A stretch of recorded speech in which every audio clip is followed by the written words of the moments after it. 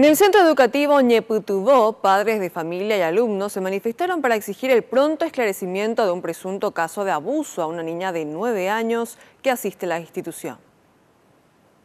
La denuncia fue el 6 de agosto último. Un profesor de informática fue el denunciado. Días después de enterarse de la denuncia, se autoeliminó. Según manifiesta el menor, hubo toqueteo. Masaje, niña. Masaje entre la espalda y de las nalgas. Este lunes protestaron frente al colegio pidiendo la destitución de 3 directoras y que avance la investigación fiscal, porque aseguran que estando en conocimiento no avisaron a las autoridades correspondientes. La magíster María Estela Segovia González, Juanita Torres y la otra tengo a mano, pero tendría que buscar. 3 directoras. Son 3 directoras. En caso de abuso sexual hay 3 procedimientos, ¿verdad? Uno que es escucha y primera intervención, la segunda es denuncia y la tercera es acompañamiento.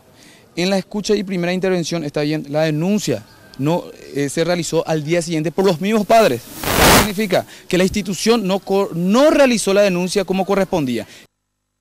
La directora se defiende y asegura que apenas accedieron a la denuncia se activó el protocolo que establece el Ministerio de Educación.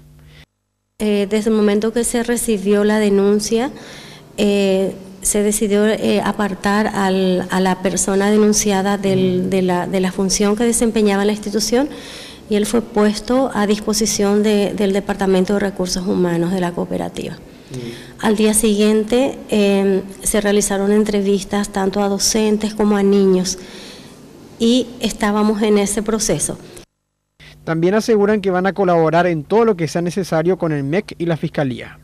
Sí, la sala de informática cuenta con cámaras que estaban con una falla, son máquinas, pero que ya se dispusieron, están en este mismo momento funcionando. Justo el día en que se denunció no funcionó. Lastimosamente.